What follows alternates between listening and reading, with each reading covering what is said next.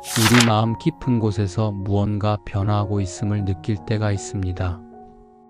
평범했던 일상이 새로운 의미로 다가올 때, 어둠 속에서도 희망의 빛을 발견하게 될 때, 그리고 내 힘으로는 할 수 없었던 일들이 이루어져 가는 것을 경험할 때가 있습니다. 그러나 주님은 이미 우리 안에 성령님을 보내주셨고, 성령님이 역사하실 때 반드시 일어나는 변화들을 통해 우리에게 그분의 임재를 알려주십니다. 첫째, 우리는 성령님의 역사로 내면의 평안을 경험하게 됩니다. 요한복음 14장 27절 말씀입니다. 평안을 너희에게 끼치노니 곧 나의 평안을 너희에게 주노라. 내가 너희에게 주는 것은 세상이 주는 것과 같이 아니하니라 하셨습니다. 세상의 평안은 환경이 좋을 때만 찾아오지만 성령님이 주시는 평안은 어떤 상황에서도 우리 마음 깊은 곳에 자리 잡습니다. 밤잠을 이루지 못할 정도로 걱정이 많았던 순간에도 기도 중에 찾아오는 그 고요함과 안식이 바로 성령님의 첫 번째 역사입니다. 이 평안은 우리로 하여금 더 깊은 변화를 받아들일 수 있는 마음의 여유를 갖게 하십니다. 둘째, 성령님이 역사하실 때 우리는 말할 수 없는 기쁨을 누리게 됩니다. 갈라디아서 5장 22절 말씀입니다. 오직 성령의 열매는 사랑과 희락과 화평과 오래 참음과 자비와 양선과 충성과 말씀하셨습니다. 이 희락은 단순한 감정이 아니라 하나님과의 관계에서 오는 깊은 만족감입니다. 어려운 현실 속에서도 이유 없이 마음이 따뜻해지고 감사가 저절로 나올 때가 있다면 그것이 성령님의 역사입니다. 이런 기쁨은 우리를 더욱 하나님께 가까이 이끌어 주시며 동시에 우리 마음에 새로운 소망을 심어 주십니다. 셋째, 성령님의 역사로 우리는 하나님의 말씀이 살아있음을 깨닫게 됩니다.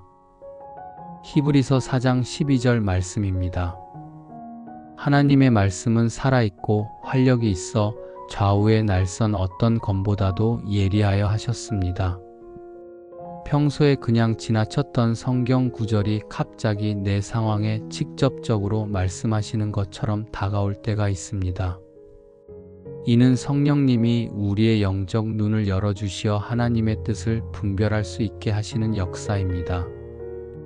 말씀을 통해 위로받고 방향을 찾게 되는 이 경험은 우리의 신앙을 더욱 견고하게 만들어 주십니다. 넷째, 성령님이 역사하실 때 우리는 다른 사람들을 향한 사랑이 깊어지는 것을 경험합니다. 로마서 5장 5절 말씀입니다. 소망이 우리를 부끄럽게 하지 아니함은 우리에게 주신 성령으로 말미암아 하나님의 사랑이 우리 마음에 부은 바 됨이니 말씀하셨습니다. 미워했던 사람을 용서하고 싶은 마음이 생기거나 어려운 사람을 도와주고 싶은 마음이 자연스럽게 일어날 때가 있습니다. 이는 우리 안에 계신 성령님이 하나님의 사랑으로 우리 마음을 채워주시기 때문입니다. 이런 사랑의 변화는 우리 주변 사람들에게도 하나님의 임재를 증거하게 되는 놀라운 역사입니다. 다섯째, 성령님의 역사로 우리는 기도에 대한 갈망이 커지게 됩니다. 로마서 8장 26절 말씀입니다. 이와 같이 성령도 우리의 연약함을 도우시나니 우리는 마땅히 기도할 바를 알지 못하나 오직 성령이 말할 수 없는 탄식으로 우리를 위하여 친히 간구하시느니라 하셨습니다. 바쁜 일상 중에도 자꾸만 기도하고 싶어지고 하나님과 더 깊이 교제하고 싶은 마음이 간절해질 때가 있습니다. 이는 성령님이 우리 안에서 하나님을 향한 갈급함을 일으켜 주시는 것입니다. 이런 기도의 열망은 우리의 영적 성장을 이끄는 중요한 동력이 되어 주십니다. 여섯째, 성령님이 역사하실 때 우리는 죄에 대한 민감함이 생기게 됩니다. 요한복음 16장 8절 말씀입니다. 그가 와서 죄에 대하여, 의에 대하여, 심판에 대하여 세상을 책망하시리라 말씀하셨습니다. 예전에는 별로 신경 쓰지 않았던 말이나 행동이 마음에 걸리고 하나님 앞에서 정직하게 살고 싶은 마음이 강해질 때가 있습니다. 이는 성령님이 우리를 거룩함으로 이끄시는 사랑의 징계입니다. 이런 죄에 대한 민감함은 우리를 더욱 하나님의 뜻에 합한 삶으로 인도해 주시는 은혜로운 변화입니다. 일곱째, 성령님의 역사로 우리는 하나님의 인도하심을 더욱 선명하게 느끼게 됩니다. 요한복음 16장 13절 말씀입니다. 그러나 진리의 성령이 오시면 그가 너희를 모든 진리 가운데로 인도하시리니 하셨습니다. 어떤 결정을 내려야 할 때 마음의 평안함이나 불안함을 통해 하나님의 뜻을 알게 되거나 예상치 못한 상황을 통해 하나님의 계획을 깨닫게 될 때가 있습니다. 성령님은 우리의 삶의 매 순간마다 하나님의 뜻으로 우리를 인도해 주십니다. 이런 인도하심을 경험할 때마다 우리는 하나님과의 관계가 더욱 친밀해짐을 느끼게 됩니다. 여덟째, 성령님이 역사하실 때 우리는 하나님을 향한 찬양과 감사가 넘치게 됩니다. 에베소서 5장 19절 말씀입니다. 시와 찬송과 신령한 노래들로 서로 화답하며 너희의 마음으로 주께 노래하며 찬송하며 말씀하셨습니다. 어려운 상황에서도 하나님을 찬양하고 싶은 마음이 생기거나 일상의 작은 것들에도 감사가 넘칠 때가 있습니다. 이는 성령님이 우리 마음에 하나님의 선하심을 깨닫게 하시고 그분의 사랑을 더욱 깊이 체험하게 하시는 역사입니다. 이런 찬양과 감사는 우리의 영적 생명을 더욱 풍성하게 만들어 주십니다. 이렇게 성령님이 역사하실 때 일어나는 8가지 변화를 통해 우리는 하나님의 임재를 확신하게 됩니다. 좋아요와 댓글에 여러분의 기도 제목이나 아멘을 함께 적어주시면 우리 모두가 각자의 기도를 함께 올려드릴 수 있을 것입니다. 성령님이 역사하실 때 나타나는 이 놀라운 변화들을 다시 한번 마음에 새겨보겠습니다. 첫째, 성령님의 역사로 우리는 과거의 상처와 아픔이 치유되는 경험을 하게 됩니다. 이사야 61장 1절 말씀입니다. 주 여호와의 영이 내게 임하였으니 이는 여호와께서 내게 기름을 부으사 가난한 자에게 아름다운 소식을 전하게 하려 하심이라 마음이 상한 자를 고치려 하시며 하셨습니다. 오랫동안 마음에 묻어두었던 상처들이 하나님의 사랑 안에서 서서히 회복되기 시작할 때가 있습니다. 용서할 수 없다고 생각했던 일들도 성령님의 도우심으로 놓아줄 수 있게 되고 원망과 분노 대신 평안이 자리 잡게 됩니다. 이런 내적 치유는 우리의 전인격을 새롭게 변화시키는 성령님의 특별한 은혜입니다. 둘째, 성령님이 역사하실 때 우리는 하나님의 음성을 더욱 분명하게 듣게 됩니다. 요한복음 10장 27절 말씀입니다. 내 양은 내 음성을 들으며 나는 그들을 알고 그들은 나를 따르느니라 말씀하셨습니다. 기도 중에 말씀을 읽을 때 때로는 일상의 작은 순간들을 통해서도 하나님이 우리에게 말씀하고 계심을 느끼게 될 때가 있습니다. 성령님은 우리의 영적 귀를 열어주시어 하나님의 세미한 음성도 놓치지 않게 도와주십니다. 이렇게 하나님의 음성을 듣는 경험은 우리의 신앙을 더욱 확실하고 생동감 있게 만들어 주십니다. 셋째, 성령님의 역사로 우리는 하나님의 뜻에 순종하고 싶은 마음이 강해집니다. 에스겔 36장 26절 말씀입니다. 또 새 영을 너희 속에 두고 새 마음을 너희에게 주되 너희 육신에서 굳은 마음을 제거하고 부드러운 마음을 줄 것이며 하셨습니다. 내 뜻대로 살고 싶었던 고집스러운 마음이 부드러워지고 하나님이 원하시는 삶을 살고 싶은 갈망이 생겨날 때가 있습니다. 이는 성령님이 우리의 완고한 마음을 녹여주시고 하나님을 향한 온전한 순종의 마음을 주시는 것입니다. 이런 순종의 마음은 우리를 하나님의 축복 가운데로 인도하는 열쇠가 되어 주십니다. 넷째, 성령님이 역사하실 때 우리는 영적 분별력이 예리해지는 것을 경험합니다. 고린도전서 2장 14절 말씀입니다. 육에 속한 사람은 하나님의 성령의 일들을 받지 아니하나니 이는 그것들이 그에게는 어리석게 보임이요 또 그는 그것들을 알 수도 없나니 이런 일은 영적으로만 분별되기 때문이라 말씀하셨습니다. 세상의 가치관과 하나님의 뜻을 구별할 수 있게 되고 참된 것과 거짓된 것을 분별하는 지혜가 생겨날 때가 있습니다. 성령님은 우리에게 하나님의 관점으로 세상을 바라볼 수 있는 영적 눈을 열어주십니다. 이런 분별력은 우리가 올바른 선택을 하며 하나님의 뜻 안에서 살아갈 수 있도록 도와주는 소중한 선물입니다. 다섯째, 성령님의 역사로 우리는 복음을 전하고 싶은 열정이 생기게 됩니다. 사도행전 1장 8절 말씀입니다. 오직 성령이 너희에게 임하시면 너희가 권능을 받고 예루살렘과 온 유대와 사마리아와 땅 끝까지 이르러 내 증인이 되리라 하셨습니다. 혼자만 알고 있기에는 너무 좋은 하나님의 사랑을 다른 사람들에게도 나누고 싶은 마음이 간절해질 때가 있습니다. 이는 성령님이 우리 안에 하나님의 마음을 부어주시어 잃어버린 영혼들을 향한 하나님의 사랑을 느끼게 하시는 것입니다. 이런 전도의 열정은 우리를 하나님의 동역자로 세워주시는 귀한 은혜입니다. 여섯째, 성령님이 역사하실 때 우리는 어려운 상황에서도 소망을 잃지 않게 됩니다.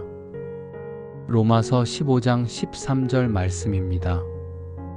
소망의 하나님이 모든 기쁨과 평강을 믿음 안에서 너희에게 충만하게 하사 성령의 능력으로 소망이 넘치게 하시기를 원하노라 말씀하셨습니다. 절망적인 상황에서도 하나님이 반드시 길을 열어주실 것이라는 확신이 생기고 미래에 대한 두려움보다는 기대감이 더 커질 때가 있습니다. 성령님은 우리에게 하나님의 신실하심을 깨닫게 하시고 어떤 어둠도 이길 수 있는 소망의 빛을 심어주십니다. 이런 소망은 우리를 끝까지 견딜 수 있게 하는 힘이 되어 주십니다. 일곱째, 성령님의 역사로 우리는 겸손한 마음을 갖게 됩니다. 빌립보서 2장 3절 말씀입니다. 아무 일에든지 다툼이나 허영으로 하지 말고 오직 겸손한 마음으로 각각 자기보다 남을 낮게 여기고 말씀하셨습니다. 자신의 부족함을 깨닫게 되고 다른 사람들의 장점을 인정할 수 있는 마음이 생겨날 때가 있습니다. 이는 성령님이 우리의 교만한 마음을 낮추시고 하나님 앞에서의 올바른 자세를 가르쳐 주시는 것입니다. 이런 겸손함은 우리를 더욱 하나님의 은혜를 받을 수 있는 그릇으로 만들어 주십니다. 여덟째, 성령님이 역사하실 때 우리는 하나님의 임재를 더욱 실제적으로 경험하게 됩니다. 마태복음 28장 20절 말씀입니다. 내가 너희에게 분부한 모든 것을 가르쳐 지키게 하라 볼지어다. 내가 세상 끝날까지 너희와 항상 함께 있으리라 하셨습니다. 혼자가 아니라 하나님이 함께 계시다는 확신이 마음 깊숙이 자리 잡고 그분의 사랑과 보호하심을 일상에서 생생하게 느끼게 될 때가 있습니다.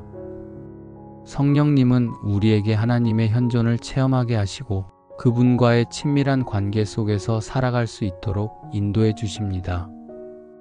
이런 임재 체험은 우리의 모든 삶을 변화시키는 능력이 되어 주십니다.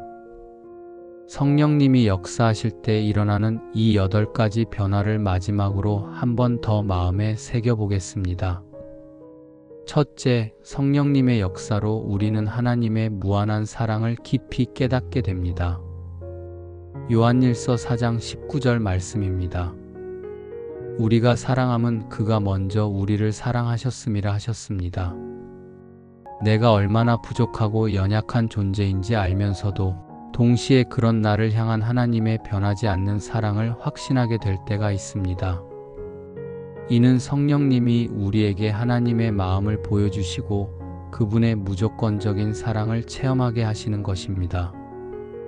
이런 사랑의 깨달음은 우리의 모든 두려움과 불안을 몰아내고 참된 자유를 주십니다. 둘째, 성령님이 역사하실 때 우리는 하나님의 지혜를 구하게 됩니다. 야고보서 1장 5절 말씀입니다.